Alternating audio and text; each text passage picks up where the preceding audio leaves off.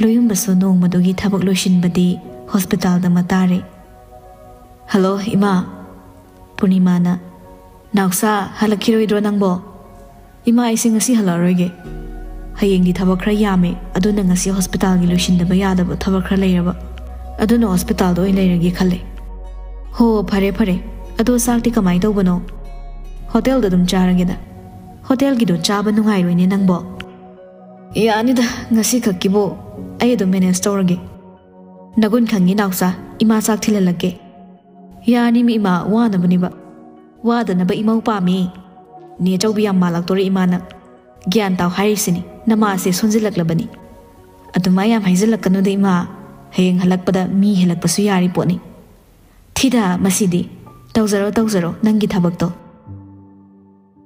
Call थमखिबगा hospital gay मनुंग चंगले स्टाफना A sir ngasi sida leidoiro isam samdokna pakhum piramlaga chumring sangkre hanagum onsinruba tawdre sir se hanagi amanadre staff amanamo khangdeda moi masen mabai se haiba ngamba mi nateba paisa su nam thi kai pai masak su loin phajai sir loyum be mawa mapa du so chabam ta nateda mama haira college ke professor ni papa haira high court ke judge ni sir पाइखोम बाहरे company की CO पैसा नमोन खांगा तुम दो मानरो sir लोयम बै नुपी ओइदोइदो कलखरेदा हो यारी थबक अमु तौरसे असोमदनी हिंदोय बिसु नहान के हन्म मतमदे खरा खिथेंजिनख्रे ऑफिस फाव योरुरगा हलकपदुसो पाइखोमना मयुम फाव थिनबिरई गाड़ी थौना थौना ngसाइदगी अंगांग मयामगी मसक ममिंग ताक्तुन वारी लिरिबनी थोइनुदने याम गांगदबा वारिसे मयामदे अंगांग योय ओइरे पिक्सुपी अदुना सुलुना सुहेना तौबा याम नुंसी मचिन मराइसु याम फै माना अदो सरगा कमाइना थेंगरिनो थोइनुदो मासु मराइबक थिरबनिदा अइना होमदा लाकपगी लंबीदा सोरक नाकंदा लेरंबा कनागुम्बा अमना ओइरमनदी उसिनदना चलमगनी फरे लोय क्राउगरसुने अंगांगसिंगदो ऑर्फानी हाइबगी वाखलदा मम्मीमता तहलोय सुमना वारी साना साना थौरकपदा हेथोइबिगी थोंगा योरकले सर चंख्रगे दुदि सी हाइरा कुमथाख्रे मान हेक चंकीगे तौबगा पाइखोमा खोंगलै थुना कुमथारकलगा गाइको ताब्रा के हाइगे सर आई नंगोन कनो हाइनिंगबा के वानो sir I owe you an apology आई सोइख्रे हेथोइबि खुमपाम खंगदे केसु हाइदे तराई तराई खुमदोकपा सुंगमदे ऐसु याम लानबा थबम तौख्रे नंगोन गांगलगा नंगोन चैबगा ऐना द लानबा ऐना द सोइबदौना मतोम फाउजरे कमाइ तौरिनो सखंगदे अदो हेथोइबि पाइखोमबदा लुथना इंगले पाइखोमबा नोफेट तौरगा मथंगदैदि खनारोइसे खनाबा हौबा मिदि मुमाइ कोपने सी हाइरगा थिक थिक नौथोरई हेथोइबि साउजिनरगा कफोर सरनक नथंदा सी हाइरगा फेट लाइदोकलगा चटख्रे पाइखोम नोकलगा होय सॉरी दो नमाई कोपसनिको हेथोइबि कन्न चेंचत चटख्रे पाइखोम बसुलै थरमद्रे गाड़ी थौरगा चटख्रे मयुम चलकपदा हेथोइबि मंदा नुंगाइना नोफेट तौरा चंगलै कैदौरे नंगना चोंग चोंगदना हलैसिबो हैमा खप्रेबु खंगिनी इमा मसी खली एक तौरदना मसी इमा सुने ममसला कासदा तमनराइदौना फुट फाउदोरे सी हाइरम लै इमुंग चंख्रे करिनो मसिबो नहाना मुक साउर हलै ngasiना noga halaisibo ngawra zada sibo nawbusu dukan chalubadagi mayumda halakpada mamabu kuduna changakpani ima ichi halakrabo halakre kaidore nangna na che hanglidi Hojikta aikoi thongalda ichi hoi sar pai khom baibra adu do gari thora chatkiba. Ibesna mai thong sat olaga khangdong dong thori. Oh, aina monda no aina halai haisidi aduna nidana. Icha ngawde. Ngawri sidi irang khangdaba mama ai oirami. Mama na sitha nong po uraga. Kaino toro isna yam ngawrba imana yam haina roidoribu. Hey, sithabu no tadi kap kadra ne na chi si pangdini hey. No oro na tomta sandya waisida thangnaba na taraga ne butho peng man kai. Si hairam laga grong changkre.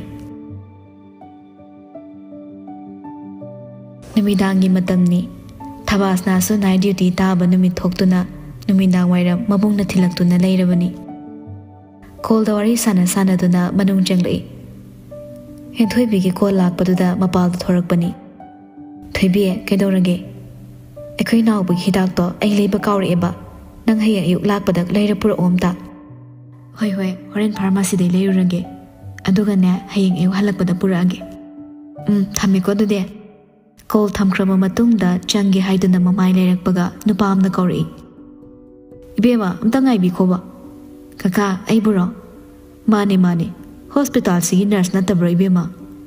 Mane kaka. Oh, yam phare adude. Sarlo yumbagi mayumdagi chak thilakpani. Yaragadi ibema na mukta pibiramgiro. Thabasna second amani tumileram labatungda.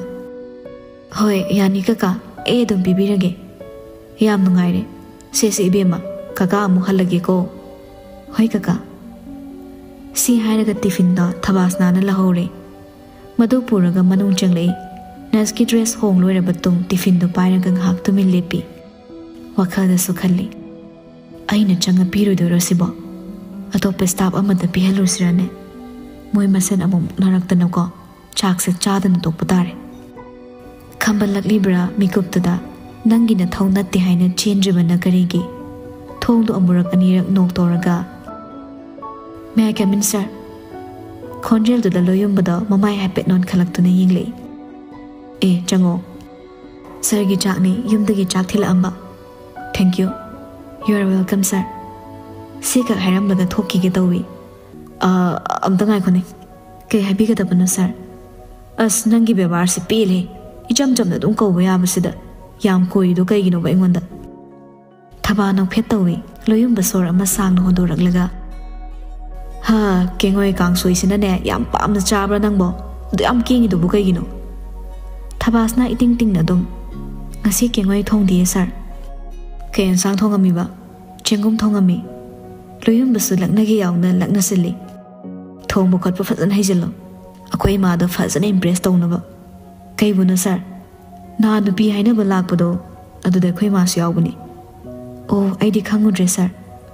Ka ilewa thazalak pano khangde.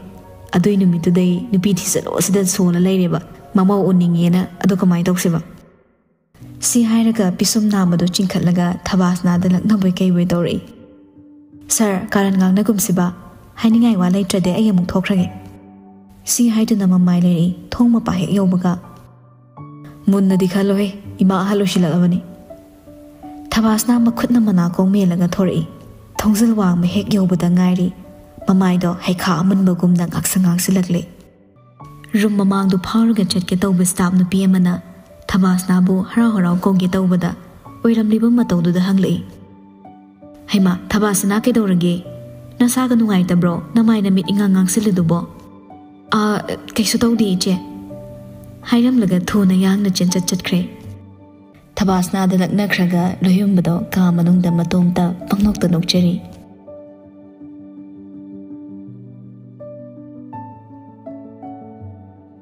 Angan ba ayuk ni numit na mayumdagi thorak pada mangairi. Cindy na. Hello, Saras.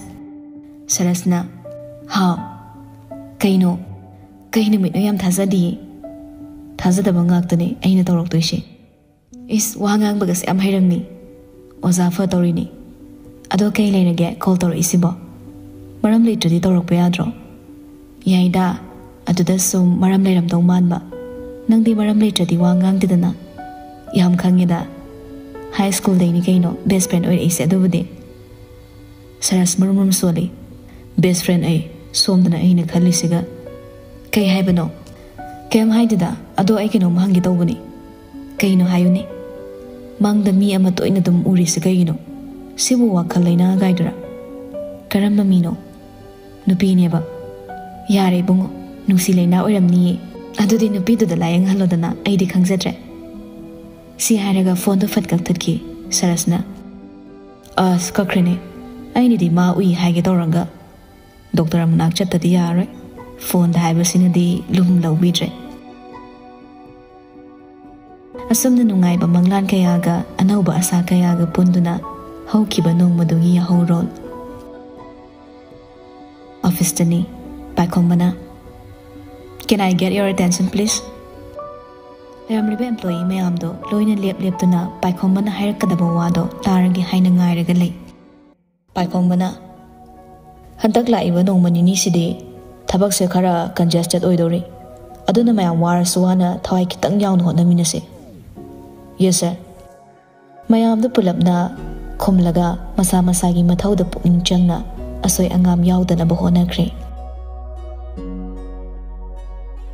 ꯁꯣꯝꯗꯅ ꯄꯥꯏꯈꯣꯝꯕꯒꯤ ꯀꯦꯕꯤꯟꯗꯁꯨ ꯃꯔꯨꯑꯣꯏꯕ ꯊꯕꯛ ꯃꯈꯩ ꯈꯥꯏꯗꯣꯛꯂꯒ ꯁꯤꯟꯗꯣꯛꯈ꯭ꯔꯦ ꯍꯦꯟꯊꯣꯏ ꯀꯥꯎꯁꯇꯨꯗ ꯐꯝꯃꯤ ꯃꯥꯡꯗ ꯂꯩꯔꯤꯕ ꯇꯦꯕꯜꯗꯨꯗꯅ ꯆꯦ ꯃꯌꯥꯝ ꯑꯃ ꯀꯣꯏꯆꯥꯏ ꯆꯥꯏꯔꯤ ꯄꯥꯏꯈꯣꯝꯕꯅ ꯅꯝꯕ ꯂꯣꯏꯔꯒ ꯆꯦ ꯃꯌꯥꯝꯗꯨ ꯌꯦꯡꯂꯒ ꯀꯥꯗꯨꯗ ꯍꯟꯒꯠ ꯍꯟꯗꯥ ꯆꯠꯂꯤ ꯁꯤ ꯁꯣꯏꯔꯦ ꯀ꯭ꯔꯣꯁ ꯆꯦꯛ ꯑꯃꯨꯛꯇꯪꯒ ꯇꯧꯔꯛꯑꯣ ꯍꯣꯏ ꯁꯔ ꯁꯤ ꯍꯥꯏꯔꯒ ꯆꯦꯗꯨ ꯂꯧꯁꯤꯜꯂꯤ ꯆꯣꯏꯖꯥꯏꯅꯅ ꯊꯥꯗꯣꯛꯂꯤꯕ ꯁꯝꯂꯥꯡꯗꯣ ꯃꯤꯀꯨꯞꯇꯨꯗꯗꯤ ꯑꯌꯦꯠꯄ ꯄꯤꯕ ꯑꯣꯏꯅ ꯊꯣꯛꯂꯔꯤ ꯍꯟꯖꯤꯟ ꯍꯟꯖꯤꯟ ꯅꯥꯔꯣꯝꯗ ꯌꯦꯞꯁꯤꯟꯅꯕ ꯂꯥꯛꯅꯕꯗ ꯑꯋꯥꯕ ꯑꯃ ꯑꯣꯏꯔꯦ ꯄꯥꯏꯈꯣꯝꯕꯅ ꯍꯥꯏꯐꯦꯠ ꯌꯦꯡꯊꯣꯔꯛꯄꯗ ꯍꯦꯟꯊꯣꯏꯕꯤꯒ ꯁꯝꯒ ꯃꯨꯛꯅꯔ ꯂꯩꯔꯝꯕꯗꯣ ꯎꯔꯛꯏ ꯆꯪꯁꯤꯜꯂꯒ ꯆꯦ ꯄꯨꯟꯕꯒꯤ ꯔꯕꯔꯗꯣ ꯂꯧꯊꯣꯛꯂꯒ ꯍꯦꯟꯊꯣꯏꯕꯤꯗ ꯂꯥꯟꯁꯤꯜꯂꯛꯏ ꯍꯥ ꯀꯩꯅꯣ ꯅꯁꯝꯗꯣ ꯑꯗꯣ ꯍꯥꯟ ꯄꯨꯟꯁꯤꯜꯂꯣ ꯅꯨꯄꯤꯅꯤꯌꯦ ꯁꯤꯕꯨ ꯃꯁꯝ ꯃꯅꯥꯁꯦ ꯄꯨꯟꯅꯕ ꯔꯕꯔ ꯑꯝꯇꯁꯨ ꯌꯥꯎꯔꯛꯇꯦ ꯑꯩꯁꯨ ꯀꯥꯎꯔꯝꯕꯩꯅꯤ ꯅꯍꯥꯟꯒꯤ ꯑꯗꯨꯝ ꯄꯨꯖꯔꯛꯏ ꯁꯤ ꯍꯥꯏꯔꯒ ꯃꯁꯝꯗꯣ ꯁꯠ ꯄꯨꯟꯁꯤꯟꯈ꯭ꯔꯦ ꯉꯥꯏꯍꯥꯛ ꯀꯣꯛꯆꯥꯎꯕꯤꯒ ꯀꯥꯈꯩ ꯍꯣꯠꯅꯔꯝꯕ ꯃꯇꯨꯡꯗ ꯊꯕꯛ ꯑꯌꯥꯝꯕ ꯂꯣꯏꯁꯤꯜꯂꯛꯄ ꯇꯟꯖꯥꯅꯤ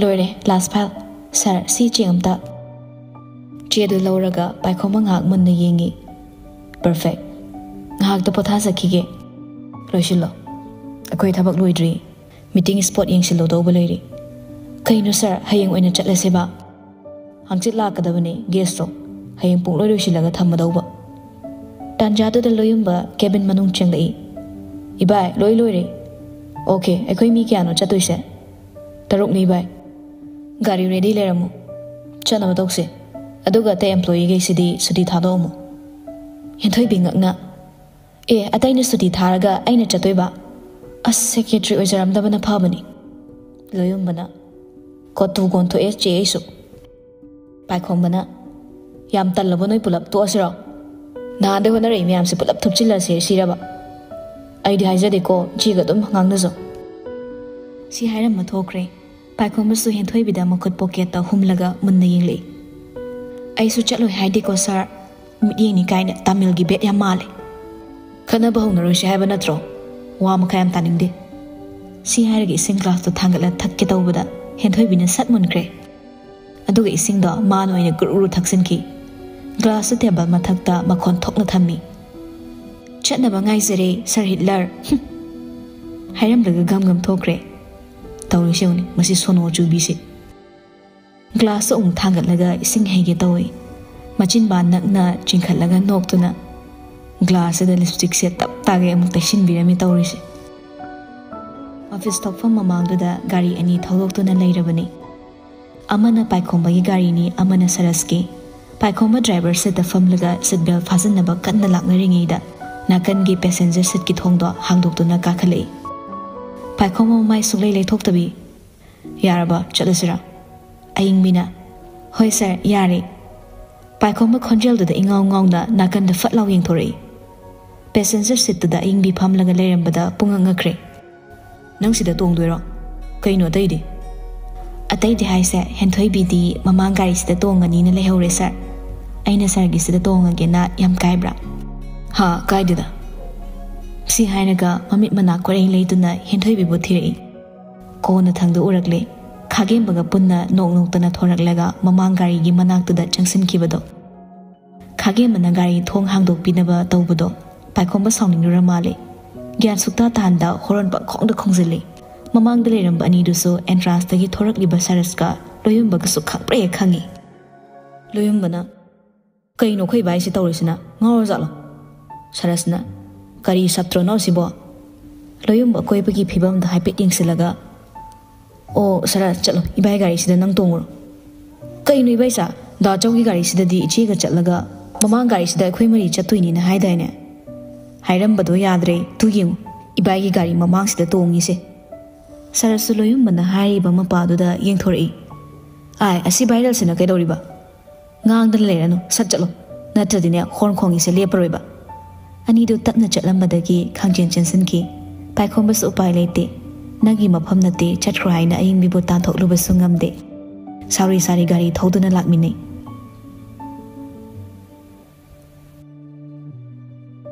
Chatkatabe spot mafam du yauraduna gari dagi loine kum thanarakle. Atai dagi yengde paikhomba pisum ani do rai kai thengai naraga henthoi bida yengle. Henthoi bidi pang na kaidorage haiba moongda makhutna ingit tori. Wa maset ama phau nganglamda manungda changkre. Mafam kasin koya yawna yengsindana asoiba ama phau lahendana bohnai. Paikombana carpet table chair phazana decorate tawgadawni. Compartment phazana number tharaga khaidoklagana phazabeni. Room decoration da kai henjin na paisa thada be darkar tade. Stage ni khwai maru. Paikombana hariba point singdu isinaba kanna laknai. Thabak ayamba loina loirak patan jadani. Leiramliba mafamdugi manager gawari kupna sanai. Henthoi bisung hak adwai da khochat chatlaga leiriba theliba horiba mayab singado yengda bohnai. Soibadagi makhutna haipet ilobada manak tiyandana leiramba gamla ama taduna makhade ontharakle. Henthoi bi ngak pasanga ngode makhutuna manakong melaga mamit ani kanna usilaga leikre. Second ani hum pharaklaba phawba kaigibagi makhol amata taraktabada mamit to khangpang thorai. Mana thadaramba gamlado paikhombana makhut ani changna oktuna leiramle. Has thank you sir. Aidine haktangdu pakhalure. Sono jubiside. Si hairaga gamlado amuk thechilamle. Thet palwarakpada paikhombana henthoi bi marai bakta khutkapi matta kapsile. Ayo kaino sir. Sono jube aduna. Amu hanjilaga khutkapi amu kapi. Sinana na kanbe. Amuk sukap ki tarokpada henthoi marai bak pairaga maning handoki. Yare sir khanaba hongnaroi se hairaga sir na hane hekta hobire isa kaigino ba.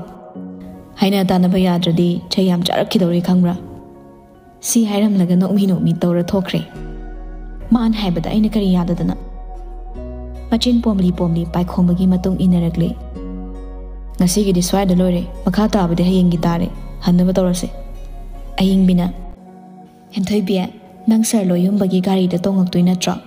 Ay sir paikhombagi gari da tonga age. Henthoi bi ngasai dagi aying bina tawriba moongda phuning bana loirabani. Ngasai chatpadasu mana damdana paikhombai gari da tongkibani.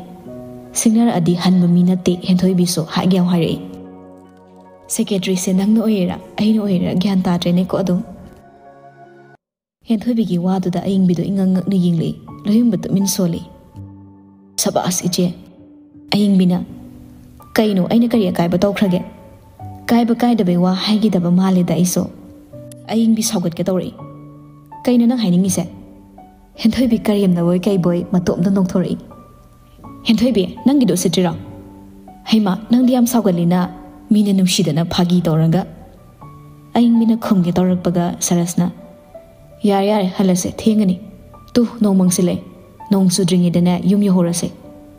Aying bidi ngang li bagado ikai khangdake henthoi bida kakni ingsilamduna paikhombagi manak changsinki.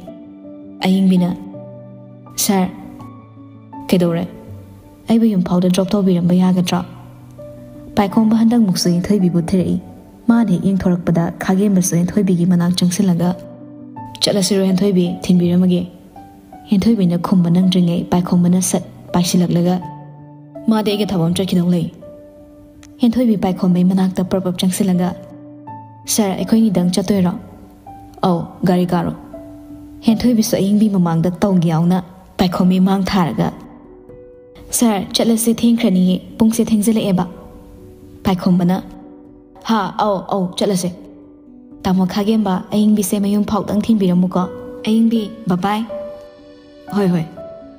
Saraska loyumbaga du chirol tongnei loyumbana naimale sidi phizigi haidoktadi yaroi Sarasna nupi khatnaba sumai tongnabro midi samga phoina daine asine wahaina khatnaba aise nang thi angang oi sumbadi kem khangiroi ibaisa na su am khangisina nupi gamta yam toina khanarak braba heraibo nangama aibu isat yawdaba dongna ado yam khangise kamaina noba nupi gi maramda ho experience ai maramda nupi kya ni phunariba nei di nei ibaisa na ado idai mase khara tawdro ai idai mane habada nopteba ado budi kaino aina sembani dana khage mana sir chanaba tawrasira chirol torambani do chap lepi loyumbana hoi chalase Sarasna aingbi nangdi aingni masai saw gatlaga yare sir ai line da dum hankrage si hainaga phet haidokna chatkre Sarasna khambini kai khalira khambiroi chatning chawna loyumbana aswaida amu viral chatlamdana ibaisa ai diwari fazana khangaude ibaisa na da soga tahangano na haibaduda yawbi wani kamai togrino dubo ho thaina di yuda tammi kanda ne propose day nimit oiramni university campus mayaiduda rosebook ki empire ga ne kyam kuina lepkhibane adu numituda ibaidi yumda thokkiba numit oiba adugi mayam mangdi kaidana mane irang sagat kibagini irang sagat pa matang dubudi ai so hafit khangowe as berai nu pinida kande chatna torse nasaidagi mabani na sanariba warido nakanda khagem balai haiba kawi khage mangak tumin lepaga wakhal khaluraba tungda matomta nokfe tawsaduna gari da kakhatlaga chatminakre asomdana paikhomba gi henthoibiga do gari thoduna lakminei henthoibidi wakhal yam nungai bagi moongda nokphet kasu tawri poni paikhomba su gari thona ngasaidagi mana tawribada uribani kaino na ngasai gi dubo kaino ngasai acting duna kaino ba tawgyang tawrini yam waraba kibu kizare da ide o sargise ai kisinine hai khana horokano namai kokiro tumina chase sa isana marol nungai tabane ngasai de nokphet ka tawdana leiraga hojitana sangam didi chei jagero sarna kai khangdana ai ngasai lakpadagi sangam dabana laabani thajagidreda taning da tanre kem tai birano si hairaga mamai lai thokla laikre atai thabak chatfam di leiba nate mana ngamda yadi haiduna puduna lakpagi wadani gari koithau thau sanaruraba tungda kona thangda paikhombaga khangnaba mamanabagi mayumda pusiloi paikhomba arke paikhomba nang lairo yan thajadi chango kai chatluino thabam chatlubane ada lambi thoiba noisida changakpa kakhalo famulaw ekhoi taw paikhomba gi medam su kakhatbiro wadu tabada ni do khangpre khangi aidi medam nati kaino mama na buduna paikhomba da yinglaga kaini taw nang nupi natro natte kaide machin khukkan siga laro lao yab natte da nangone am leibi do manbra ani du yimo ongda wa hodo loba mama na doini kaire ida chalo lage nak tang phamamo ichal suna bung lale ko phamulao se si hainaga mora amam puthokla phamalli mama na badasu chalo lini haina manung changkre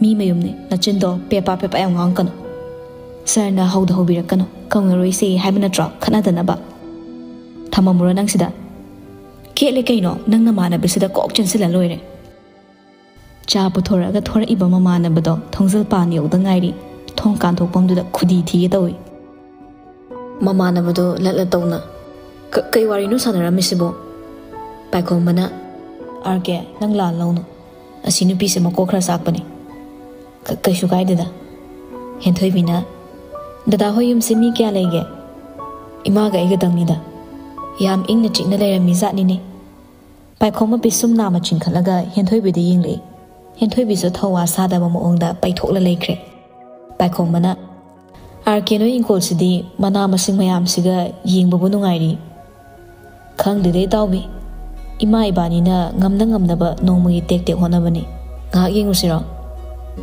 hoi haina duna makhoi homsu ingkol akoibado yingba thori asum lakpana leima yam thaba maphamdo yorakle henthoibina sini champrani na manam yam nushibane ꯆꯥ ꯂꯩ ꯏꯆꯟ ꯄꯨꯈꯤꯒꯦꯔꯣ ꯑꯌꯥ ꯌꯥꯏꯌꯦ ꯏꯕꯨꯡ ꯑꯁꯨꯝꯅ ꯉꯥꯏꯍꯥꯛ ꯃꯐꯝꯗꯨꯗ ꯄꯜꯂꯒ ꯂꯩꯔꯦ ꯃꯃꯥꯟꯅꯕ ꯑꯗꯨꯒꯤ ꯃꯃꯥꯗꯨꯁꯨ ꯀꯩꯊꯦꯜ ꯀꯨꯝꯃꯛꯇꯨꯅ ꯃꯈꯣꯏ ꯋꯥꯔꯤ ꯁꯥꯕꯗ ꯌꯥꯎꯔꯔꯦ ꯍꯦꯟꯊꯣꯏꯕꯤ ꯑꯍꯥꯟꯕ ꯂꯥꯛꯄ ꯑꯣꯏꯔꯕꯁꯨ ꯍꯥꯟꯅꯗꯒꯤ ꯃꯁꯛ ꯈꯪꯕꯗꯧꯅ ꯏꯀꯣꯏ ꯀꯣꯏꯗꯅ ꯋꯥꯔꯤ ꯁꯥꯟꯅꯩ ꯃꯃꯥꯟꯅꯕꯗꯨꯒꯤ ꯃꯃꯥꯅ ꯏꯕꯨꯡꯉꯣ ꯍꯣꯏꯅ ꯄꯨꯈꯤꯅꯕꯅꯦ ꯏꯟꯁꯥꯡ ꯅꯥꯄꯤ ꯀꯩ ꯀꯩꯅꯣ ꯈꯔ ꯍꯦꯛꯄꯤꯔꯨꯈꯤꯒꯦ ꯄꯥꯏꯈꯣꯝꯕꯅ ꯌꯥꯔꯅꯤ ꯏꯃꯥ ꯌꯥꯗꯦ ꯌꯥꯗꯦ ꯀꯨꯏꯔꯣꯏ ꯉꯥꯏꯍꯥꯛꯇꯅꯤ ꯍꯦꯟꯊꯣꯏꯕꯤꯅ ꯏꯃꯥ ꯏꯟꯁꯥꯡ ꯍꯦꯛꯄꯗꯣ ꯑꯩꯁꯨ ꯌꯥꯎꯕꯤꯒꯦ ꯁꯤ ꯍꯥꯏꯔꯒ ꯃꯇꯨꯡ ꯏꯟꯅꯈ꯭ꯔꯦ ꯑꯥꯔꯀꯦꯅ ꯏꯇꯥꯎ ꯀꯩ ꯃꯤꯡ ꯀꯧꯒꯦ ꯃꯥꯒꯤꯔꯣ ꯍꯣꯏꯅꯦ ꯍꯦꯟꯊꯣꯏꯕꯤ ꯀꯧꯕꯅꯤ ꯀꯩ ꯂꯝꯗꯩꯅꯣ ꯁꯤꯕꯣ ꯃꯑꯣꯡꯁꯤꯒ ꯏꯉꯥꯎ ꯉꯥꯎꯔꯒ ꯑꯩꯗꯤ ꯐꯅ ꯑꯗꯨꯝ ꯅꯨꯡꯁꯤꯔꯤꯅꯤ ꯄꯥꯏꯈꯣꯝꯕ ꯃꯃꯥꯟꯅꯕꯗ ꯍꯥꯏꯐꯦꯠ ꯌꯦꯡꯂꯒ ꯉꯥꯎꯕ ꯑꯩ ꯁꯣꯅꯣ ꯆꯨꯕꯅꯤ ꯏꯇꯥꯎ ꯆꯨꯔꯁꯨ ꯃꯇꯧꯁꯦ ꯅꯨꯡꯁꯤꯅꯦ ꯌꯥꯝ ꯊꯤ ꯁꯦꯟꯅꯕꯗ ꯋꯥꯕꯅꯤꯀꯣ ꯁꯦꯟꯅꯕ ꯋꯥꯕꯗꯨꯅꯤꯅꯦ ꯂꯣꯏꯅꯕ ꯅꯨꯡꯉꯥꯏꯗꯣꯏꯁꯦ ꯌꯥꯔꯦ ꯅꯪꯁꯨ ꯅꯪꯒꯤ ꯊꯥꯏꯅ ꯃꯣꯅꯤꯀꯥꯗꯣ ꯄꯥꯎ ꯐꯥꯎꯅꯔꯤꯕꯣ ꯀꯥꯏꯗꯩ ꯃꯣꯅꯤꯀꯥꯅꯣ ꯇꯥꯟꯖꯥꯁꯤꯗ ꯇꯧꯈꯠꯂꯛꯏꯁꯤꯅ ꯁꯨꯝ ꯍꯪꯕꯅꯤꯗ ꯃꯃꯥꯟꯅꯕ ꯊꯤꯛ ꯊꯤꯛ ꯅꯣꯛꯊꯣꯔꯛꯏ ꯌꯥꯔꯦꯕꯣ ꯈꯝꯕꯜꯒ ꯆꯥꯎꯁꯤꯜꯂꯛꯇꯅ ꯆꯠꯂꯣꯏ ꯀꯩ ꯈꯝꯕꯜ ꯀꯥꯏꯅ ꯌꯥꯔꯦ ꯌꯥꯔꯦ ꯍꯨꯔꯥꯟꯕꯅ ꯀꯣꯛꯇꯅ ꯄꯤꯕꯛꯏꯅꯦ ꯄꯥꯏꯈꯣꯝꯕꯁꯨ ꯅꯣꯛꯂꯛꯏ ꯋꯥꯔꯤꯗꯤꯕ